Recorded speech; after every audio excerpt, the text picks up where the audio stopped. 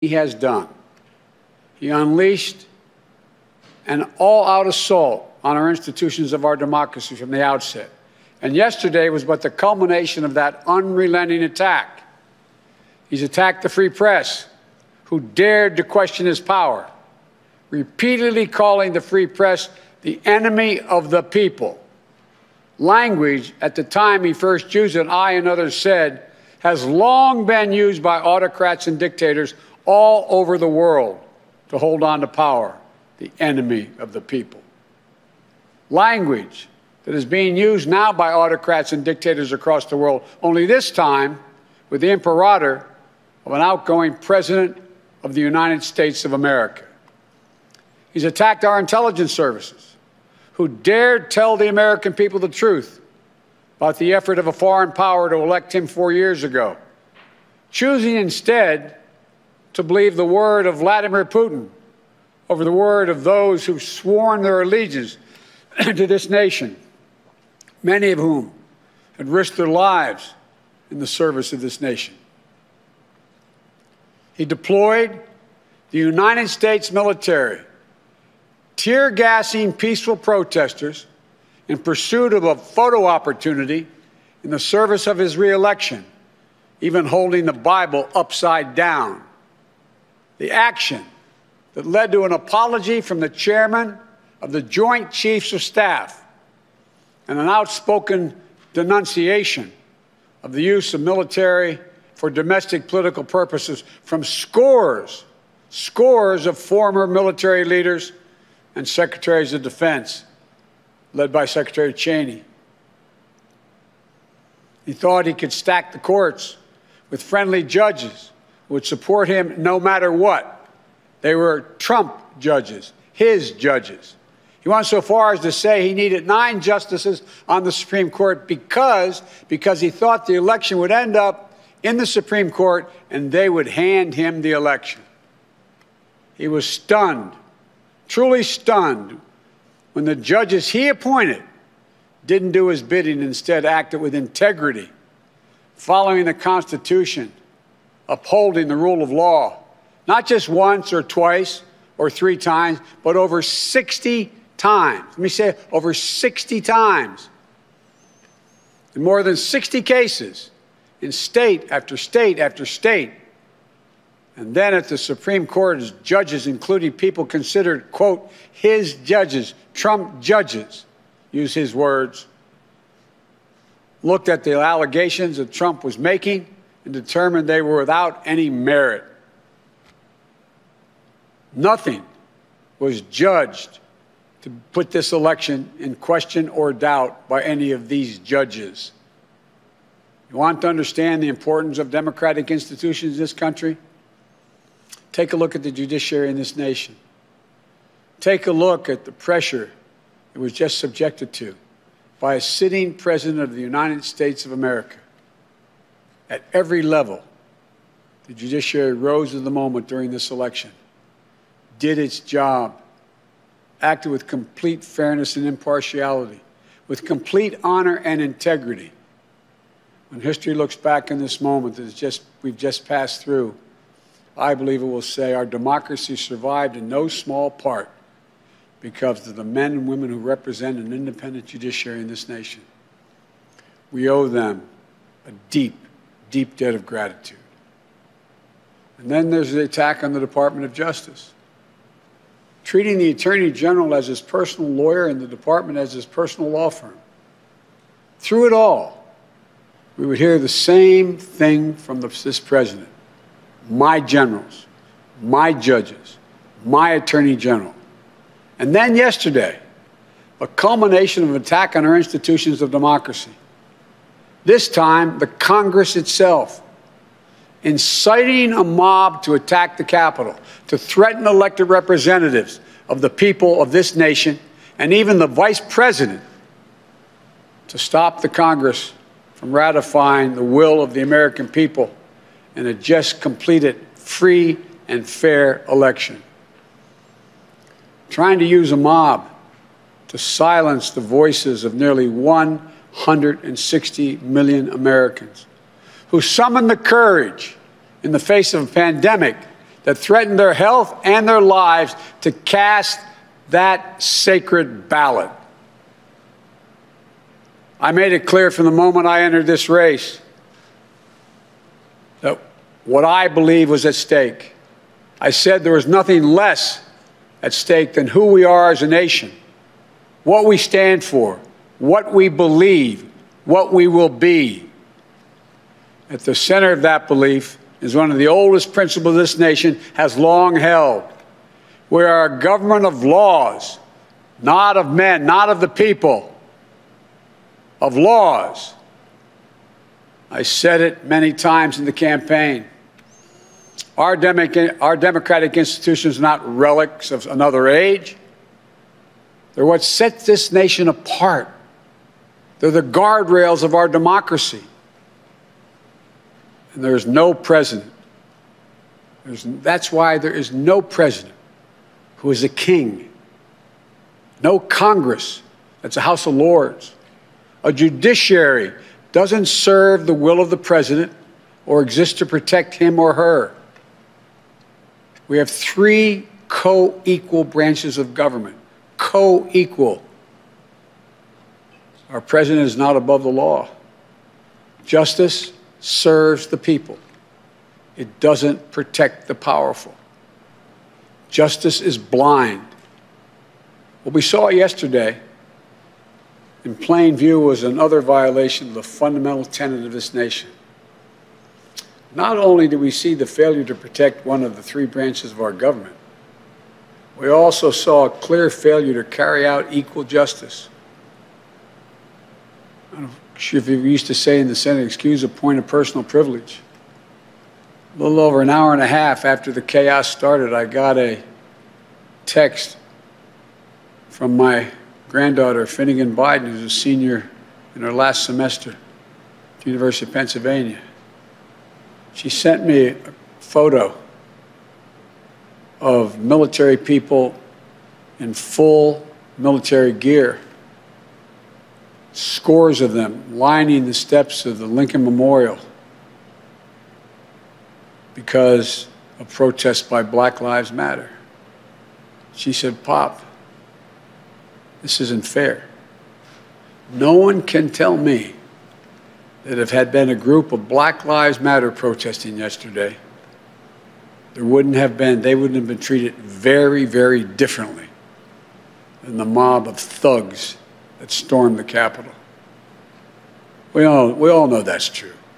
And it is unacceptable, totally unacceptable. The American people saw it in plain view, and I hope it sensitized them to what we have to do. Not many people know it. When Justice Garland and I were talking, we talked about, I think he raised it, the reason for the Justice Department was formed in the first place. It was back in 1870. We didn't have a Justice Department before that, the cabinet. It was formed in 1870 to enforce the Civil Rights Amendment that grew out of the Civil War, the 13th, 14th, and 15th Amendments, to stand up to the Klan, to stand up to racism, to take on domestic terrorism. This original spirit must again guide and animate its work. So as we stand here today, we do so in the wake of yesterday's events that could not more have vividly demonstrated some of the most important work we have to do in this nation. Committing ourselves to the rule of law in this nation, invigorating our domestic and democratic institutions, carrying out equal justice under the law in America. There is no more important place for us to do this work than the Department of Justice that has been so politicized. There's no more important people to carry out this work than the people I'm announcing today. More than anything, we need to restore the honor, the integrity, the independence of the Department of Justice in this nation that's been so badly damaged. And so many former leaders of that department in both parties have so testified and stated that. I want to be clear to those who lead this department who you will serve. You won't work for me. You are not the president or the vice president's lawyer. Your loyalty is not to me. It's to the law, the Constitution, the people of this nation, to guarantee justice. For Attorney General of the United States, I nominate a man of impeccable integrity, Judge Merrick Garland, one of the most respected jurists of our time, brilliant yet humble, distinguished yet modest, full of character and decency. A Supreme Court clerk, served in the Justice Department during the Carter, Bush 41, and Clinton administrations, where he embraced the department's core values of independence and integrity. A federal prosecutor who took on terrorism and corruption and violent crime, always with the utmost professionalism and the duty to the oath he swore. Nominated by President Clinton to be a judge on the D.C. Circuit Court of Appeals, considered the second most powerful court in America. Throughout such a long and distinguished career, Judge Garland has earned the praise and admiration of members of bench and bar and politicians of both parties. And despite his busy schedule and prestigious positions, he still makes time to volunteer regularly, tutoring students in Northeast D.C., as he's done for 20 years. It's about character. It's about character. It was no surprise why President Obama nominated him, Judge Garland, to the Supreme Court. As I said, he embodies honor, decency, integrity, fidelity to the rule of law, and judicial independence. To those same traits, he will now bring, as Attorney General of the United States, not as a personal attorney to the President, but as the people's lawyer. He'll restore trust in the rule of law and equal justice under the law. And I fully expect, from discussions I've had, that he will receive a fair hearing and swift confirmation. And once he's confirmed, I will move promptly to nominate his replacement on the D.C. Circuit Court of Appeals. And I expect that the distinguished nominee will receive a prompt and fair hearing as well. For Deputy Attorney General, I nominate one of the most selfless people I've worked with, one of the brightest I've worked with. And I worked with her during the last administration. A 15-year veteran of the Justice Department, Lisa Monaco. Lisa knows the department inside and out. She is the definition of what a public servant should be: decent, trusted, honorable. And I might add, I embarrassed her a moment ago with the other colleagues, and selfless.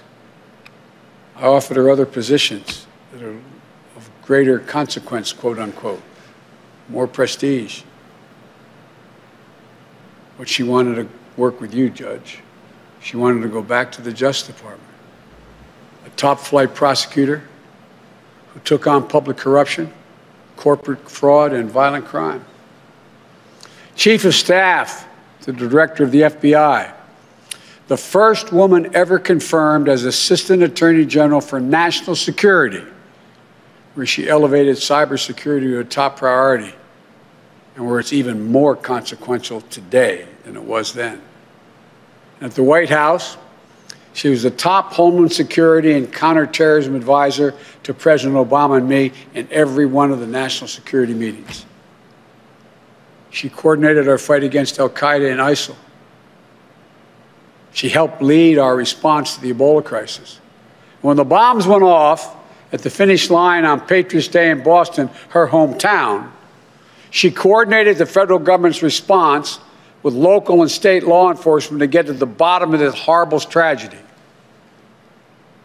Lisa, I know you will help restore integrity and independence of the Department of Justice that you so revere. As Associate Attorney General, the #3 job at the department, I nominate Vanita Gupta, a woman I've known for some time, one of the most respected civil rights lawyers in America. Started her career at the NAACP Legal Defense Fund, then on to the ACLU, both organizations to which I belong, and then to the Justice Department during the Obama-Biden administration, where she led the Civil Rights Division. At every step, with every case, she fought for greater equity and the right to right the wrongs of a justice system where they existed. And she's done so by bringing people together, earning praise from across the ideological spectrum for her approach to solving some of the thorniest problems we face. During the Obama-Biden administration, Vanita was put in charge of investigating the abuse of power in police departments in Ferguson, Missouri, and other communities torn apart by acts of violence and racial injustice. She helped institute common sense police reforms to build greater equity, safety, and trust. She was commended for her work by both law enforcement and those advocating for changes in the criminal justice system. That's a rare achievement, and it speaks volumes about her capacity to unite people in common purpose, which is what this is all about, uniting the American people. Born in Philadelphia, a proud daughter of immigrants from India. That sound familiar? If confirmed, Vanita will be the first woman of color to serve as Associate Attorney General. And I'm grateful that Vanita is leaving her current job, leading one of the premier civil rights organizations in the world, as she answers the call to serve once again to ensure that our justice system is even more fair and more equitable. Thank you. For Assistant Attorney General for Civil Rights, I nominate Kristen Clark, who has spent her career advocating for greater equality and equity in our justice system. The daughter of Jamaican immigrants. Now, don't think this has been designed here.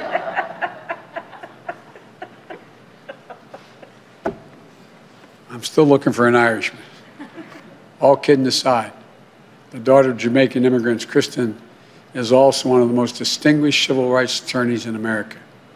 A proud native of Brooklyn, New York, she began her legal career, in the very same office she's now nominated to lead. Her previous tenure with the Justice Department saw her take on some of the most complex civil rights cases, from voting rights to redistricting challenges to prosecuting hate crimes and human trafficking. She's earned accolades throughout her career, including as the head of the Civil Rights Bureau for her home state of New York, where she's led the charge to end the school-to-prison pipeline and root out discrimination in housing and in law enforcement. She currently leads one of the nation's top civil rights organizations, where she promotes greater equity in voting rights, in our education system, in our housing system, in our justice system, and so much more. Now, she'll return full circle to pursue the vital work where her career began. The Civil Rights Division represents the moral center of the Department of Justice and the heart of that fundamental American ideal that we're all created equal and all deserve to be treated equally. I'm honored you've accepted the call to return to make real the promise for all Americans. To each of you, I thank you for your service, and to your families. And to the American people, this is a team that will restore your trust and faith in our institutions of democracy. I chaired the Judiciary Committee for many years. One of my goals in running in the first place, you may recall, I said when I saw those people coming out of the fields in Charlottesville, shouting hate, a young woman killed. And when asked, the president said there are good people on both sides. That's literally why I